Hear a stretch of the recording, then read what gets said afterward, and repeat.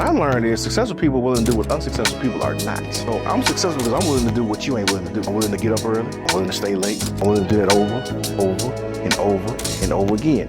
And when I don't feel like doing it, I get up and I do it again. And that difference between me and you. I'm gonna keep going when I don't feel like going. You wanna go as long as it's comfortable and convenient. But then you wonder why you ain't got what I got. You ain't going where I'm going. Welcome to Closing the Gap Podcast, The Truth About Wealth. I am your co-host, Mr. Eddie Richardson, here with our host and the owner of Hamilton Wealth Advisors, Mr. Wilbur Hamilton. What's up, bro? How you doing? How you feeling? Blessed and highly favored. Great to be back. Great to be back. Amen. New year, same me. That's great, man. That's great, man. And yes, we are tuned into another righteous and holy episode today. And today we're going to talk about honing in on your gift. Honing in on your gift. You know, for all of you that have been following us, listening to us, you know that one of Wilbur's favorite verses comes from Proverbs chapter 17. And he says it quite often. It rolls off his tongue naturally how a man's gift will make room for him, right? And so we want to talk about that gift part today, right? Because we think that it's imperative that everybody gets an understanding of their gift. And in getting an understanding of your gift, then you need to hone your gift as well so that you can be more prosperous throughout this new year. That's part of our goal is we want more prosperity.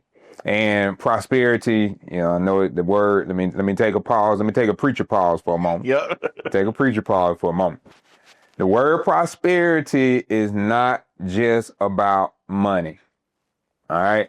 But as scripture says, and we've said it before, above all things, God wants us to prosper and be in good health. So yes, prosperity can deal with our finances, but prosperity also can deal with how well our mindset is, mental health. Our prosperity can deal with how well do we stay organized in our home, organized in business, organized at work. Prosperity can also just deal with our physical health as well. So prosperity means that we are well-rounded as a whole being. So our goal is that you prosper, and part of your prosperity is having an understanding of what your gift is. And then after you get an understanding of the gift, being able to hone in on the gift. But first you have to realize where your gift comes from. All right. We all have life because of God. Yes. And every gift that we have, it comes down from the Father of lights. It comes down from God. And that comes out of James chapter 1.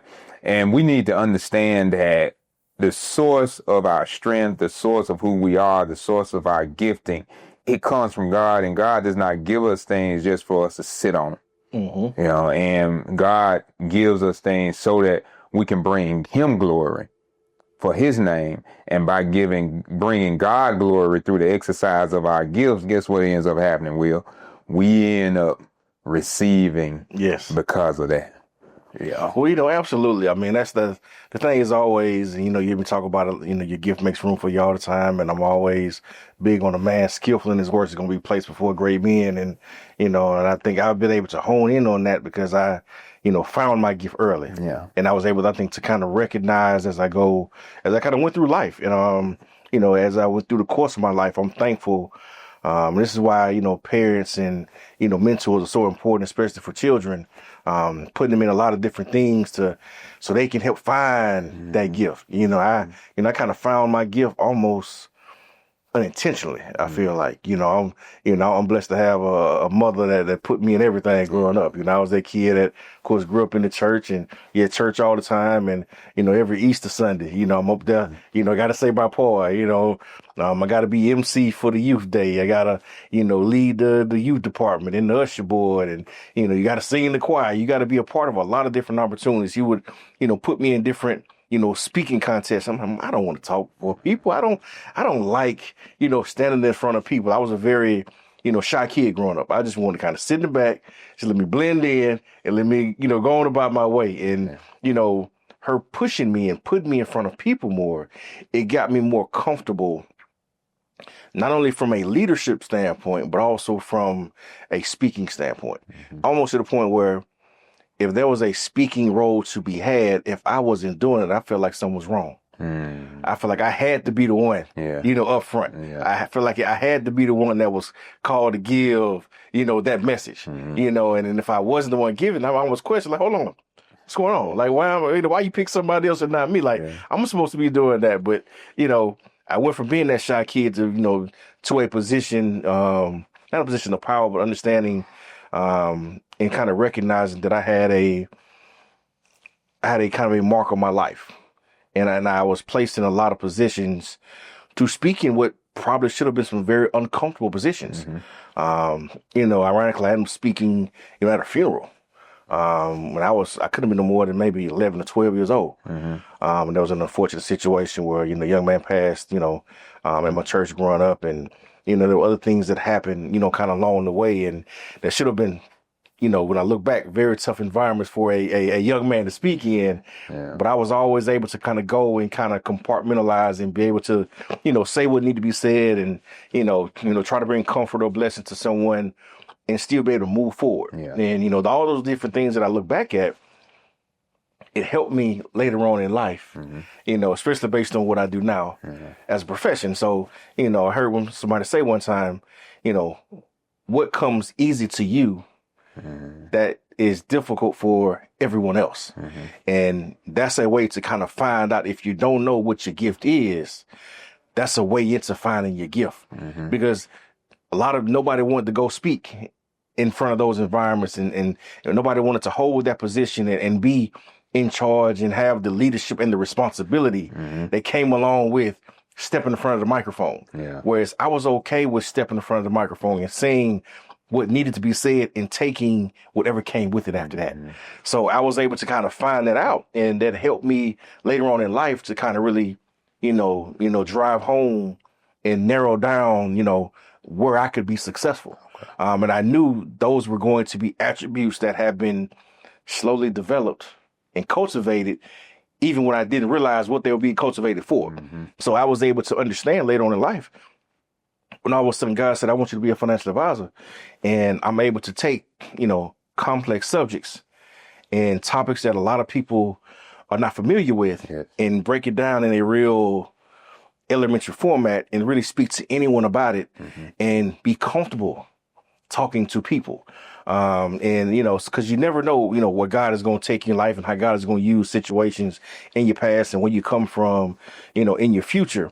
But, that was something that I can look back and see, and I'm saying that story because I want everybody to be able to look at their own life and see what were things that you've done and what are things that you do that just all of a sudden seem natural and comfortable for you, but are not so comfortable for everybody else. Yeah. It may be singing. It may be, drawing. It could be, you have the ability to convey information. You may have an ability to connect people. You may have an ability to, to work with your hands and build whatever's necessary. So, everybody has a different gift and different skill set, so, we talk a lot about, finding your gift. So I wanted to, give the people something to say, okay, well, how do I find my gift? How do I recognize my gift so I know what area to start to cultivate more? Because, I'm definitely one of those people who believes in just asking God first and foremost, and he's going to tell you what he wants you to do.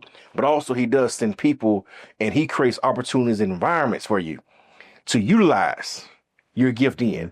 But you have to recognize where you're gifted at. Yeah. And that's why you have to have that relationship with him, because a lot of times, we have in our minds what we want our gift to be based on what we've seen, based on what, we know, based on the world that's been presented to us. And a lot of times that may not be what God has for us. Right. So we have to, be diligent enough to recognize and be realistic enough and honest enough with ourselves to say, okay, well, where am I special? Where do I have a competitive advantage? And then hone into those areas and start to cultivate. And see, that's another part of this that, people don't understand and they don't have enough follow through. See, I've been cultivating these gifts my whole life, even when I didn't realize I was cultivating them. as a child speaking, being in different environments, being in the gifted math program growing up, taking accelerated math classes and these different things. And I'm like, Mama, why I got to be in the accelerator? I just want to be in the regular math class. Let me be in the regular math class to get the easy A versus go to the accelerated math class where I got to do some extra work. I just want to have the regular math that I can go play basketball or go play football when school get over with, and I ain't got this extra homework. I don't have this extra studying that I have to do because you've placed me in these advanced classes. And that's why, us as parents and mentors are so important to make sure we're challenging kids. Yeah. Because, kids are a lot tougher and more resilient than what we give them credit for sometimes.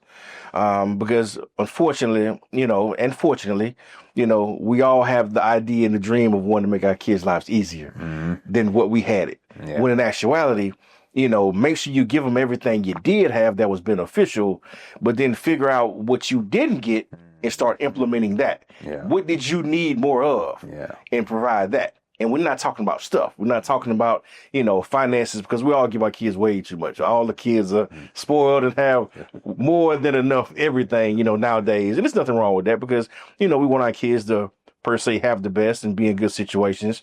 But at the same time, remembering, what they're going to need to have in order to be successful. That mental fortitude, that ability to critical think, that the ability to kind of sit down and figure things out on their own and use their own gifts and talents to, figure a path forward for themselves. And, we can help them with that by putting them in a lot of different areas. And I see a lot of times, that has been one of my advantages. I feel like growing up, my mama put me in a lot of different things. And, blessed to obviously have a father who was a basketball coach and teacher. So, the athletic side, that was going to be there. I'm going to play ball. There's no ifs, ands, or buts about that. We was going to do that. But mom made sure I was in speaking competitions and, going to, make sure I had my, good etiquette and manners. She took care of the other side of things to make sure that I was a well-rounded young man. She said, no, you're going to be good, just as good, if not better, academically as you are athletically. Yeah. And these are things that have given me consistency and stability where we have far too many kids and far too people I grew up with that peaked in high school. We all have those where they're still talking about what I did on Friday night. Yeah. And I'm like, well, what you did on Friday night was great when we were in high school. Right. But we're 20 plus years removed from that now. Yeah. Your best days should be in front of you and not behind you. So we have to develop a mindset. The only way to have that is to make sure we're developing holistic people, to make sure that we're being well-rounded, to make sure that we're educated in all areas and facets, to make sure that we're doing the things necessary and speaking with the brothers like Brother Richardson that can help you develop your spiritual side, as well as obviously your athletic side and academic side, because all those things work together. Yeah. And being the best version of yourself, because if you don't have God in your life, and you don't have the academic side to help you understand the word of God, and then you're missing some athletic, prowess from a conditioning and habit standpoint of getting used to doing some hard work. Well, if you can put all those things together, you're going to be successful in life because all those things are needed to be successful. But if you take one of those things away, all of a sudden, life would not be as fruitful and you're going to fall in some different ways. So, I wanted to make sure that the people understood that, because a lot of times, we make statements, make context and people hear what I'm saying, but they don't know the story behind the story. So I wanted to make sure that I kind of dug into that a little bit just to give people a glimpse as to why maybe I think the way I think and why I'm saying some of the things I'm saying. And we're not saying just chase your gift, but, what can you do to help yourself and also help your kids find their gift? Right. No, that's true. And main key that you laid in there, a lot of keys in there, but one that I want to circle back to right now is, as you said, speaking to God about it. It's key, because the conversation with God, whether you know what your gift is or whether you have some trepidation or a little confusion about what it is, that conversation with God helps bring clarity. And that's key in every aspect of life, and especially now honing in on our gifts is when you are seeking the right information, when you are seeking to make sure that you're making the right decision and that you are doing what you are supposed to be doing, the conversation with God is key to provide you the information that you need to anchor you to go to the next step in life that you need to go to. God is the one that gives the gifts. All right. God is the one that makes us. God is the one that understands us, knows the hairs on our heads, knows our thoughts before we even think them. And so if God knows our thoughts before we even think them, then God knows what we're thinking about right now. And God understands whether we're in a state of confusion about what our gift is, or whether we are confident in what our gift is, or whether we have too much pride in what our gift is. But no matter where we find ourselves on that spectrum, if we speak to God, God will center us where we need to be in the moment where we are now, so that we can exercise the gift for his glory first and foremost. And I think that's number one, is that we need to understand that God does not give us these gifts, talents that we have just so that we can gloat and brag that, hey, look what I'm able to do. No, God gives us these things so that we can, number one, give him glory. And then by giving him glory, by exercising the gift, God also allows us to be able to help our fellow person, right? Fellow men and women in the community, which is why we're here at Closing the Gap Podcast. Is we are striving to speak about our gifting so that we can give God the glory and help the community, to build generational wealth and to have generational spiritual blessings upon their lives, and be able to eliminate the generational curses that have plagued them over and over again. Because one of those generational curses too is the lack of finances. The lack of financial planning is a generational curse, but we come to provide a generational blessing to you. And that's our gift. That's what, and gifts are things that God gives to us. And then when we receive the gift, we tell God, thank you. But then we don't just keep the gift, right? We share the gift. And what we realize is that the more that we share our gift, the more gifting God gives to us, right? That God pours back into us more and more and more, the more that we pour out of ourselves and we give of ourselves to others. God then increases our knowledge, increases our strength, increases our wisdom, and the gift never runs out. The gift never runs out. Well, it's ironic. I mean, because I feel like, and I've done this in the past, where in a lot of ways we really undervalue God, and we've undervalued the gift that he's given us, because unfortunately, a lot of times until we see it, we don't believe it. But faith is the substance of things hope not seen, the evidence of things not seen. Yes, sir. So if I'm really believing in God truly, and I'm not undervaluing God and I'm not limiting God, why am I limiting the gift that God gave me? And a lot of times we'll see something that says, well, such and such does that. So if we have a gifting that's similar, well, maybe that's my ceiling too. Well, maybe I've done all I can do. Well, guess what? It's not about all you can do. It's about what God can do.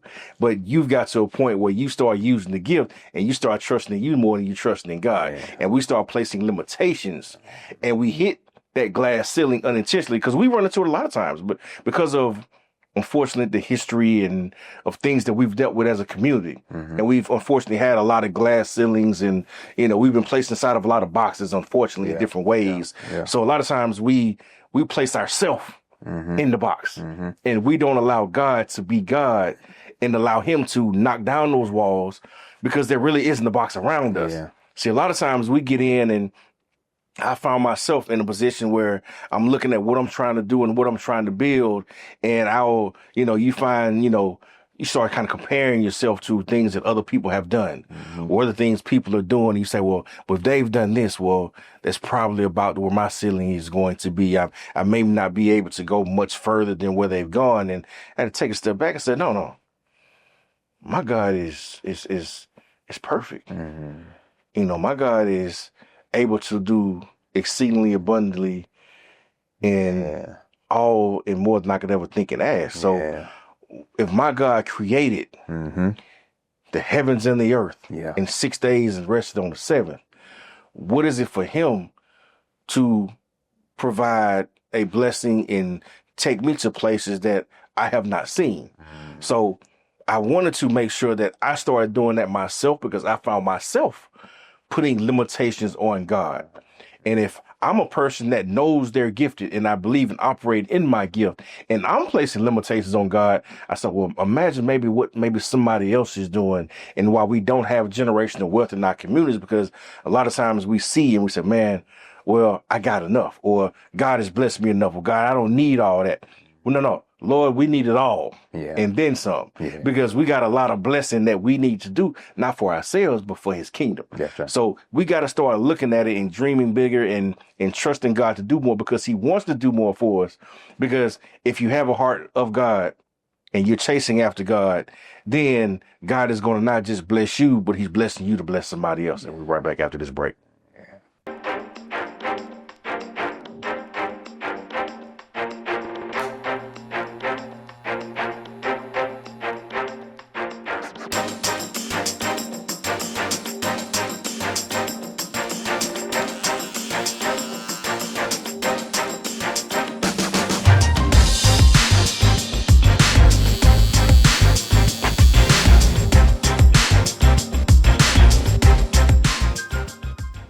Welcome back to Closing the Gap Podcast, The Truth About Wealth. I am your co-host, Mr. Eddie Richardson, here with our host and owner, Hamilton Wealth Advisors, Mr. Wilbert Hamilton. And we are talking about honing in on your gift. Your gift makes room for you and places you before great men. And we want you to understand that the gift that you have, it has come down from the Father of lights. As every good and perfect gift come down from the Father of lights. And in him, there is no variableness, meaning that there aren't any variables. Like, it is what it is. God is the one. God is the standard and the standard bearer. And what God gives unto you is the standard for you. So everybody has a gift, right, Will? But all of us have a standard that God has set for each one of us. And I like what you said in the last segment about we cannot live in a life of comparison and just because somebody else has a gift that is similar to ours and we see the cap that or the state of life in which they have reached, the pinnacle that they have reached, and then we limit ourselves to their pinnacle. Correct. You know, whereas God may have a higher pinnacle or a lower pinnacle for us or the same. But whatever placement that is, we must allow God to put us in that place. And when you said that, I thought about finances as well, right? Oftentimes, you know, when it comes to finances, everybody wants to make the most, you know, but the realization is that the maximum amount that you can make in the position that you are in is different from the maximum amount that another person can make in the position that they are in. There are different pay scales all along the way. But as it relates to this gifting, how would you, as a financial advisor, apply this to our financial lives when it comes to our gifting? Well, first and foremost, you know, like I say, it ain't how much you get, it's how much you keep. You know, so that's the part of, you know, even with your gift, you know, if you don't use it, you lose it. So you have to understand, you know, what your gifting is. And when you receive gifts, are you taking advantage of those gifts? You know, are you cherishing those gifts? Are you coveting those gifts? Are you cultivating them? And that's the same with our money. So when we start receiving, you know, our income and the blessings that God has given us through the financial resources we receive for doing his work here on earth. And, you know, we pay God his tithes and giving him his 10% back for blessing us. So he can continue to bless us. What are you doing with that other 90%? You know, have you created a plan? You know, do you have a budget? You know, have you mapped out what your expenses are? You know, are you maximizing your retirement plan? Do you want a retirement plan? Do you want to retire? Yeah. You know, and it's understandable because some people say, well, Mr. Adams, I plan on working forever. And I'm like, well, that's great. And it sounds good. But nobody wants to work forever on somebody else's terms. You know, so, well, you might not have retirement on your horizon, but you do want to have what I call is financial freedom. in your future. Yeah. So I want to be free to be able to do what I want, when I want, how I want in the future. So I may never retire, and I don't have any plans to retire from, being a financial advisor, because I love to talk with people. I love to help cultivate financial plans. I love to help organize and structure and strategize financially on how to take a little bit and make it a lot. Yeah. Those are things that I enjoy doing, and I enjoy seeing people go from here to there. I enjoy seeing people, walk in my office and Mr. Hamilton, man, thank you. I have peace of mind around my financial future. I'm secure in my retirement, where I used to stay up late at night before, and I couldn't sleep because I didn't know how things were going to work out. So I enjoy the professional pleasure that I gain, and even the spiritual pleasure that I gain from, helping people. So I'll do it as long as the Lord keeps me in my right mind and keeps me with breath in my body. I'm going to do that, as long as I can. But at the same time, I want to be able to do it on my own time as well. I don't want to have to do it. I don't want to be forced to have to work when I'm 75. I want to put myself in a position where I'm working because I choose to be here. I want to be able to pick and choose my spot. So a lot of people that say, well, I don't want to retire. I'm like, no. But we do all want to have the financial freedom to be able to work from the beach if we want to. Yeah. If we want to go visit grandkids that may stay on the other side of the country, on the other side of the world, we want to be able to go and travel and have fun and enjoy them while still making sure that our own bills are taken care of. We're not in a position where we got to be back to work on Monday, so we got to cut the vacation short. See, that's what financial planning gives us, and we all want that. There's no person that wants to have to punch the clock forever according to somebody else's time clock. We all want to be able to punch the clock in and out when we choose to. So that's where the financial planning comes in. And so that's why we have to make sure that we're taking what God has given us and we're actually maximizing it and improving upon it by making sure we're good stewards over those blessings. Because the same way you got to be a good steward over that gift that he's giving you to be able to earn those resources. We then got to turn around and cherish those resources, because the same way that we cherish that gift, we got to cherish the blessing that comes from that gift. Well, guess what? Both of them will die, because if you lose all of your financial resources and you're not a good steward of what God has given you, chances are it's because you didn't hone in to honor the gift that God gave you. If you're honoring one, more than likely you're going to start to honor the other. And even if you make some mistakes financially, as long as you honor that gift, God can replenish the financial reward to put you back in position. So guess what? We don't make the same mistake. And you say, you know what? I'm going to call Mr. Hamilton, the Hamilton Wealth Advisor this time around. And we're going to make sure we do right with the blessing that God has given us financially. And we're going to take the reward that he's given us and we're going to invest it soundly. We're going to invest it properly. We're going to be diligent and disciplined in the process of making sure that we're doing all that we can to put ourselves in the best situation to be successful. And that all takes time. But it starts with that one step that we all are somewhat reluctant to make. And that's a conversation or a phone call. It's a conversation with God, and then it's a phone call to Hamilton Wealth Advisor to start putting everything together. The conversation and the phone call is key, and because sometimes we allow the gift to get us confused. I think with what you're saying, we get the gift, and then we feel like, okay, now I'm earning, and I'm just going to keep on doing it since it's my gift. And I don't need to do anything else. I just stay in this mode because, hey, it's working for me. And while in some cases having a mindset of if it ain't broke, don't fix it, is good. But oftentimes it's not so much that if it ain't broke, don't fix it.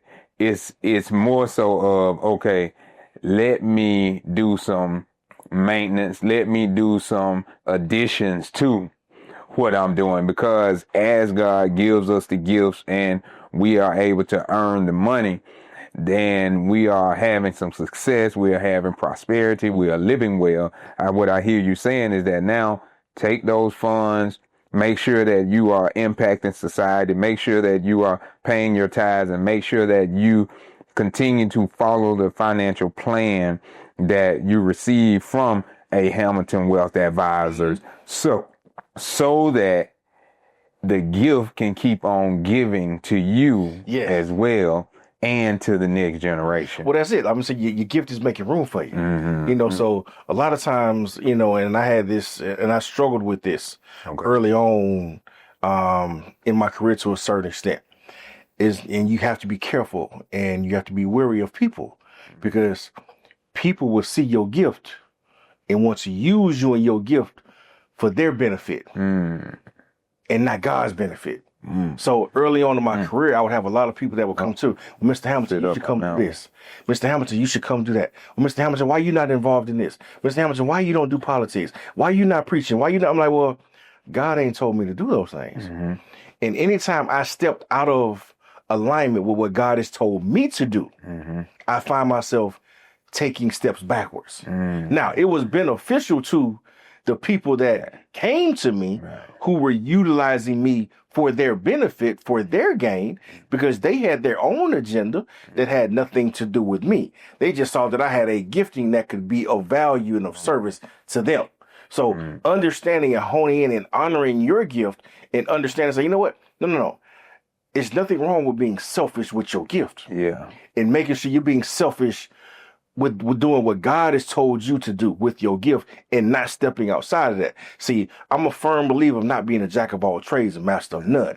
So I made a promise, and I make a promise to this day. And I tell every client that walks through my door, I'm a financial advisor first and foremost, all day, every day. Yeah. I'm not looking to do or be anything else other than a financial advisor. Now, me being a financial advisor has created and brought room and open doors for me in other areas, because I went from being just a financial advisor to now obviously a business owner who owns a wealth management firm. Well, now I still have financial advisors that work for me, and I'm also a financial advisor myself still.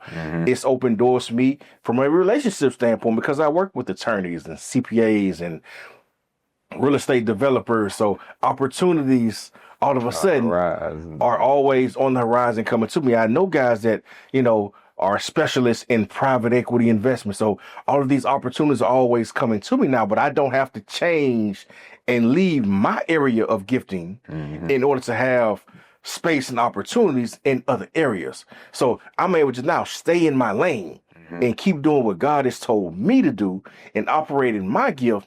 And that gift has made room for me. See, a lot of times people will see your gift and they want to use you and your gift. And all of a sudden, you're not working in your area, you're working in somebody else's. So you're not benefiting, and God is punishing you because you're not doing what he told you to do. You doing what somebody else is doing, because, and if you ever go back and start talking to God, he's going to reveal you, he's going to show you, I ain't tell you to do that. This is not of me. You didn't, matter of fact, you didn't even come to me and ask me, should you be doing that? You just say, you know what? Somebody came to you with an idea and it sounded good to you short term. It was something that you thought may be beneficial, but it wasn't in alignment with what I told you to do with your life. And because sometimes we want to fast track the process. And sometimes the grass look a little bit greener and we feel like we can get to that bag a little bit quicker by going a different direction. All of a sudden we want to detour. We want to get off the plan that God has laid out for us, and we want to take that shortcut. No. The shortcut is going to lead to a setback. So make sure you stay on the plan that God has given you, and you keep walking the path that God has given you and laid out. And everything that you're looking for will soon start to happen to be revealed, but it happens in God's time, not in our time. Now, also, we got to understand, because sometimes we get impatient. And we don't want to wait on God's time. But God's time is perfect. We all know the song. He may not come when you want him, but he always on time. And that is a factual and true statement. But there are things that we can do to expedite God's timing. How diligent and faithful are you being?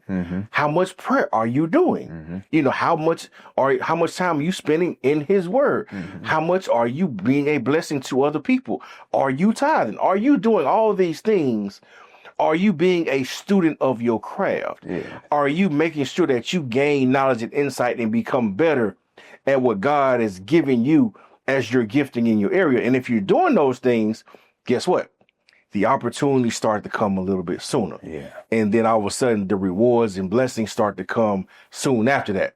But when we don't stay locked into doing what God has told us to do, we start veering off the path, well, all of a sudden all you're doing is not delaying the time in which it's going to take for you to receive the blessing that he got it for you. So, we got to make sure that we stay locked in, because they are, what you can say is, some people call them culture vultures out there that see what you can do and want to use you for their benefit, but it's not to your benefit and not to God's benefit, most importantly. So make sure you stay locked into what God has told you to do.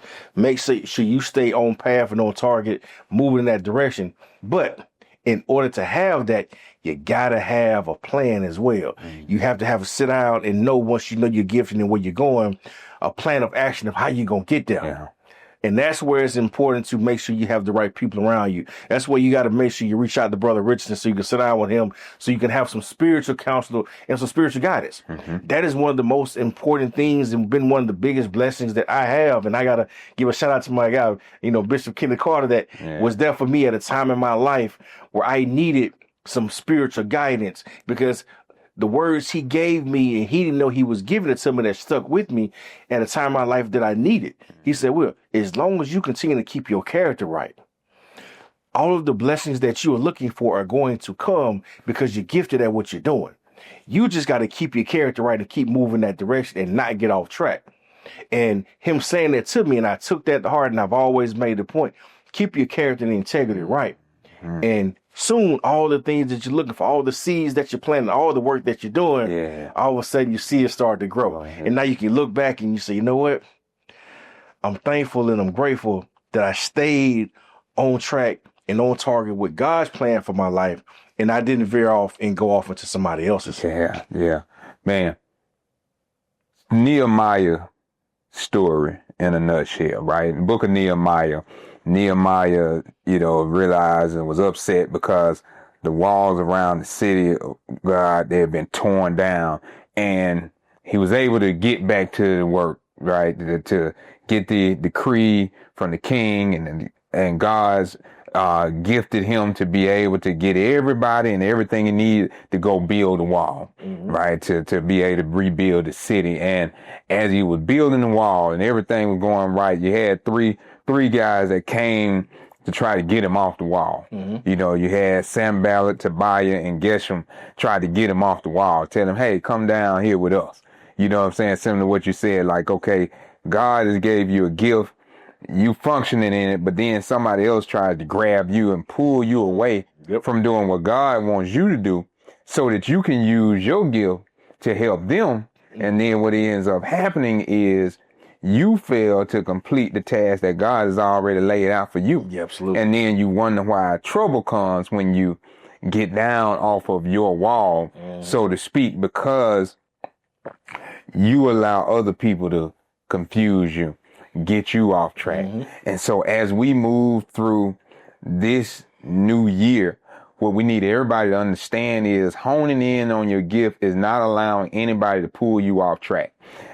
Most times we lack the prosperity that we desire, not because we can't prosper or we can't get the job done, but it's what you said, Will, but we've allowed somebody else to interfere with our progress. Yes. We've allowed somebody else to call us over to do what they want us to do, and not listening to do what God wants us to do. And sometimes the person that calls us to do this thing, sometimes they don't have any ill intent. They just see that you good at what you do. Absolutely. And they see where it can, benefit them. And so they say, hey, will you come over? Exactly. Now it's up to you to have the conversation with God first and foremost, to say, okay, God, do I need to do this?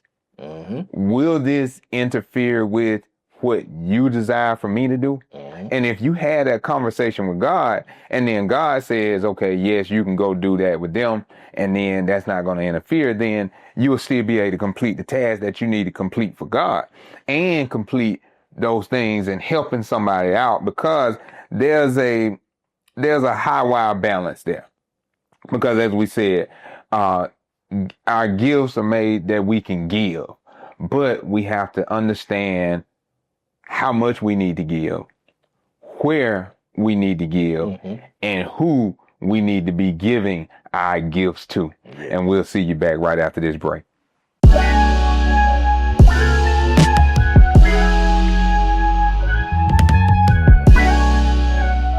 Welcome back to Closing the Gap Podcast, Truth About Wealth. I am your co-host, Mr. Eddie Richardson, here with our host and the owner of Hamilton Wealth Advisors, Mr. Wilbert Hamilton. And today we're talking about honing in on your gift. Hone in your gift. Understand what your gift is. So Wilbert, on the last segment, if I just summarize it, what we basically said was a gift without boundaries is a burden. Yes. You know, and oftentimes we allow the very thing that is supposed to provide freedom for us, that's supposed to lift our spirits, end up burdening us down. Yeah. Because we fail to have a little talk with Jesus about how we need to operate in our gift. And that's the same thing that happens with our finances as well. We can get so stressed out financially because we lack the wisdom and the knowledge of how to handle our finances because we're trying to work it out. But that's not our gift. And instead of just having a little talk with Hamilton Wealth Advisors to get the organization in our finances that we need so that we can properly budget, properly plan, and have the necessary buckets or those stands on the leg of our financial table or financial chair properly set, then our money that we earn becomes burdensome to us.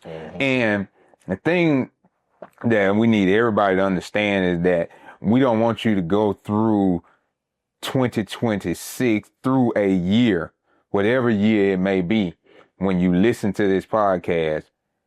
We don't want you to go through the year, a day, an hour, feeling burdened.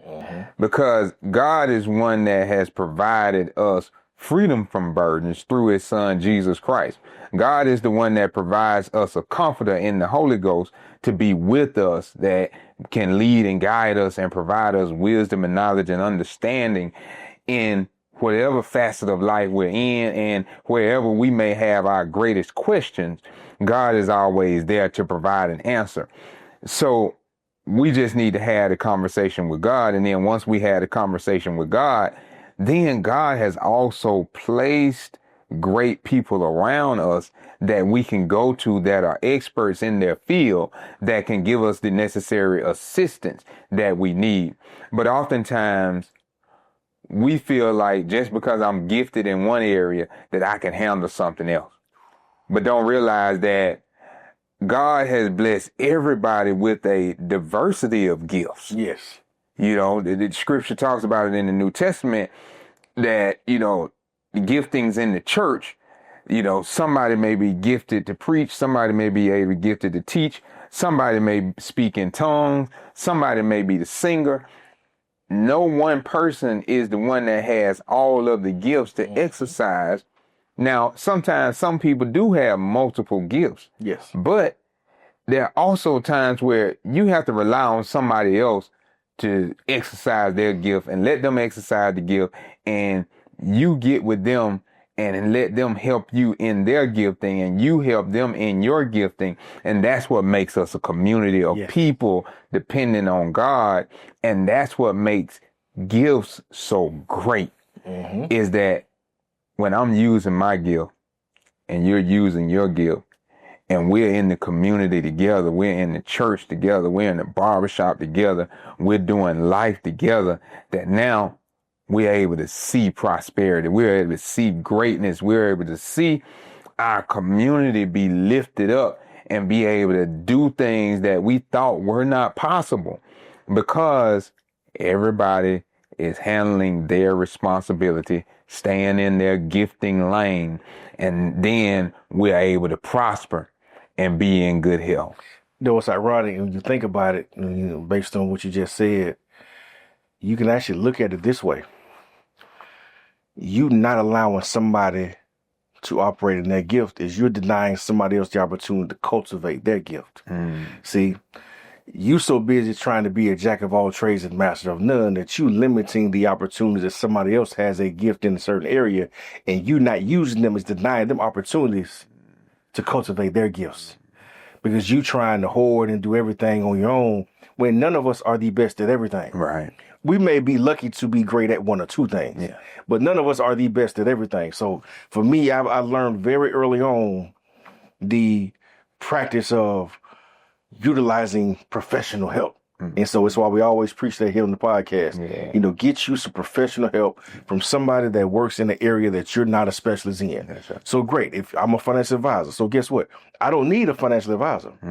I need someone to help me, you know, with tax planning, with legal advice, you know, with spiritual advice, with other areas, with, home, builders and electricians and plumbers and, all these people. I need someone who is a specialist in the area outside of my own. And guess what? The more specialists that I employ and I utilize their services gives them more opportunities to cultivate their gifts, which is why in our community, you've seen a decline in professionals since you go back to these segregation days. Is why we used to have a specialist in everything. Think pre-integration, we had own bus system, own banks, own grocery stores, own movie theaters, own tailors, own hospitals, own airplane companies. We had literally everything you could think of. We had in our very own communities. And now how many of those do we have in our communities? Well, now everybody thinks that they can do everything on their own. Well, I got it. That's first thing. I got it. I'm like, no, you don't got it. Because if you had it, you wouldn't be in the situation you're in right now. So guess what? Use some professional help. Allow somebody else to cultivate their gift. Because the more people we have operating in their gifting, the better we're all going to be. Because now I've had opportunity to work with more people. That means I've got better at what I do. That means I've been able to have some practice. That means I've had some chances to make some mistakes and get it right. That means I've had more experiences to be better at helping everyone that I'm working with. But if everybody's doing everything on their own, how many people are actually getting a chance and opportunity to even cultivate their gift and utilize it for the rest of us? It's people right now that have been denied the opportunity to be the best at their area because we didn't utilize their gifts.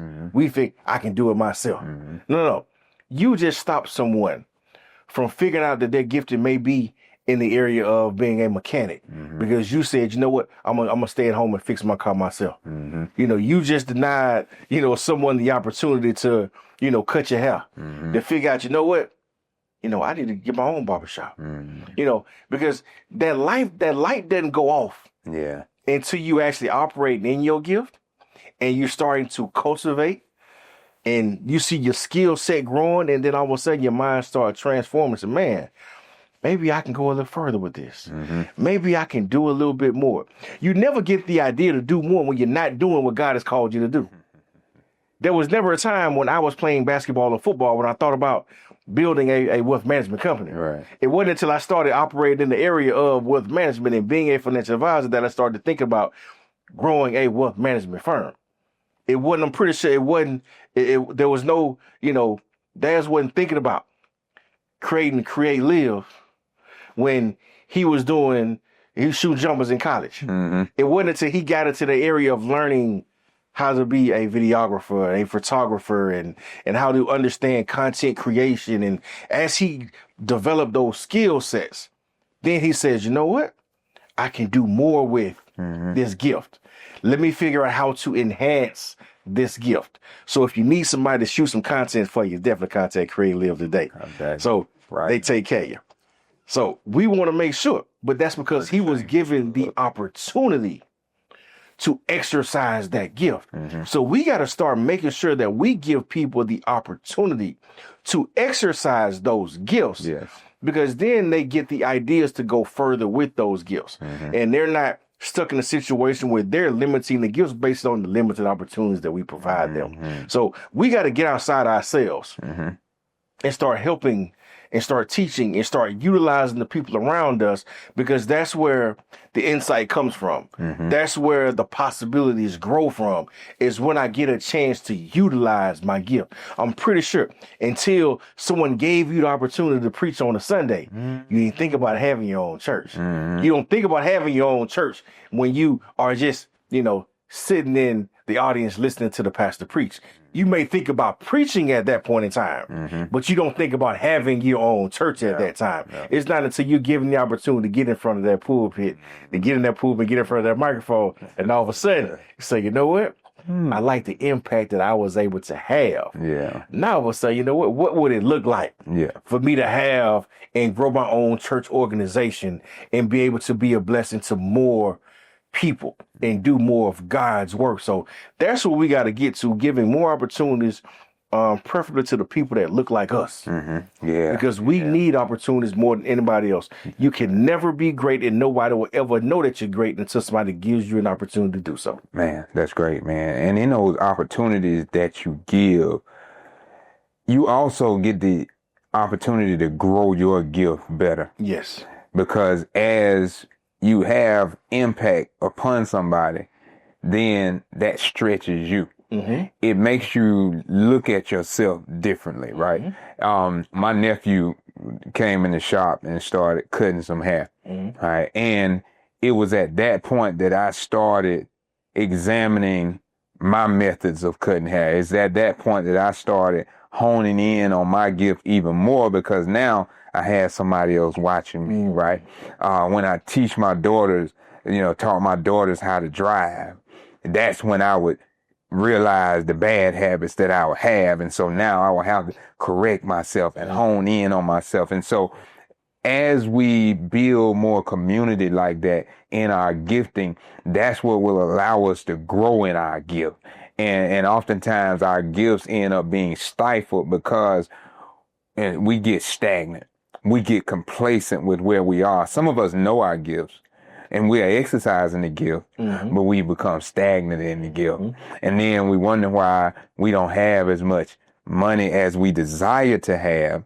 It's because we've gotten too content, too complacent where we are.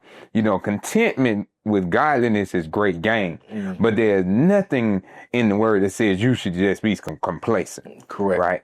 Because we should always constantly be seeking God for growth and seeking what God desires for us to do. And God always desires for us to prosper and be in good health. And so that prosperity may look different for different people with their gifts, but that prosperity will never leave us in a point where we are the borrower and not the lender. That prosperity that God puts us in our gifting would never leave us in a place of lack, because the gift does what? It makes room for you, right? It makes room for you to prosper. It makes room for you to grow, and it places you before other people that are great. And when we get in front of the other people that are great, guess what happens? That means that what? I have allowed my gift that God has given me to make me great. That I'm no longer looking down upon myself. I'm no longer second guessing myself. Why? Because I realize what God has put into me. And when I realize what God has put into me, I want to give God the glory with what he's given me. I want to honor God with it. And so when I'm in the midst of the other great people, I have my head held high. And I know that, okay, man, I'm not around these great people because I'm not great, but I'm around these great people because God has given me the opportunity and God has made me great. And so I'm going to continue to honor God with this gift, and I'm going to continue to maximize this gift to his glory, to make sure that I let nothing separate me from the love of God, because people will try to separate you from the love of God. Your lust for things will separate you from the love of God. But when I keep my eyes set on him and I stay humble, kneeling before him, then this gift, I always know where it came from, and I'm always going to lift it up to give him glory each and every time that I utilize it. But sometimes, Wilbert, I do think that we can have moments where we, think that we're not supposed to monetize our gifts. Yeah. We have moments of guilt in that we feel like, okay, if I'm honoring God, then the misnomer is that God does not want me to make money. Yeah, that's the unfortunate issue that we have as a community.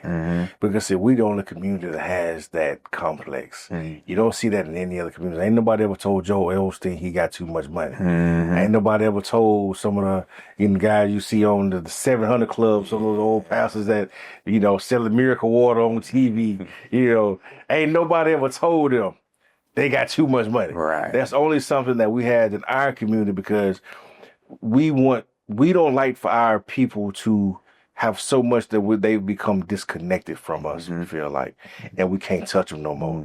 Once you see people get to a point where you feel like they have so much money, we can't connect with them anymore, that's when, we get in our feelings, so to speak, and, we start having to those conversation questions of even saying, do they even, love the Lord?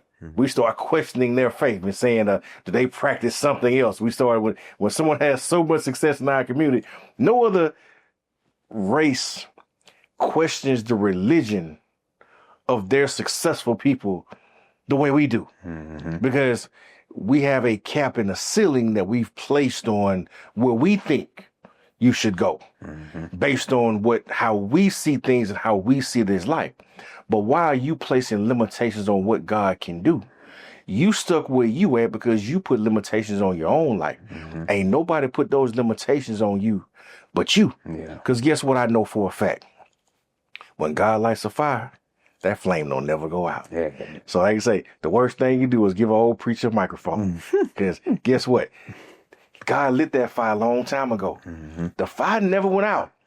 He just may not have the ability to light that fire and deliver every Sunday after Sunday. So he said, let me take a step back so somebody else's gift can take a step forward. So I'm a firm believer in being the best that you can be, cultivating your gift, not placing your limitations on yourself. And we want everybody to do so because guess what? There's more than enough for everybody. We just got to realize that and stop placing the limitations on ourselves. Because it's like we said before in previous episodes, you don't trust anybody else because you don't trust yourself. You don't trust God, what God is going to do for you. So you question what God is doing for everybody else. See, if you focus on doing what God has told you to do and trusting in your gift and walking according to your path, then you'll start to realize, you know what? That person may just be walking in theirs. But as long as you sitting back and everything you doing is evaluating what somebody else got, but you not moving according to what God has told you to do, while you doing is overanalyzing. And what comes with overanalyzing? Nothing but stress and distress. That's always going to happen because you're constantly questioning why somebody else has this or why they doing that. But guess what? The more you seek, the more God will provide you understanding in due time. But you so busy trying to figure out what somebody got and what they doing and what they ain't doing that you ain't spending time doing what you supposed to be doing and even ask God for your own gifting and to give you the direction that you need to have for your life. So we just got to all take a step back and say, you know what? Lord, help me be the best version of me I can possibly be. Let me honor you with my life. Let me seek after you, because if you so busy seeking after God, you ain't got time to hate on nobody else. But we have a lot of free time to hate on everything else that everybody else is doing because we not focused on what God has told us to do. Yeah, man. As you say that, Will, but I don't want to go off on a whole tangent, but I will say this as a preacher and seeing some of the things that's going on with some of our local preachers and people trying to check their address, check their homes and see how they're living and things like that. I want to remind everybody that in the scripture, Deuteronomy chapter 28, as God talked to the people, God said, look, I'm going to make you the lender and not the borrower. That nations will come to you to seek out and receive what they need. I'm going to make you the head and not the tail.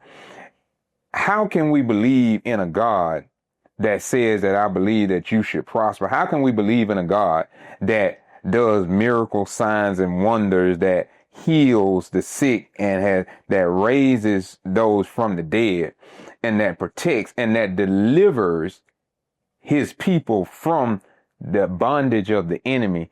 How can we believe in that God and then not believe that God can give you exceedingly and abundantly above all that you can think and ask? How can we not think that somebody that believes in God cannot live in one of the greatest houses here on earth, right? How can we not believe in a God that blesses like that, and then if the preacher pulls up in a Maybach, you think that something is going wrong?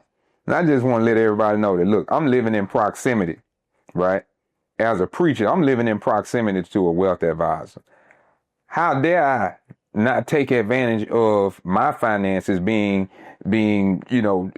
handed over to him so that I can have what God has for me? So I just want to let everybody know, look, when you see me with the house, when you end up seeing me with the car, and you end up seeing me still preaching, say what you like, but just understand that the gift has made room for me.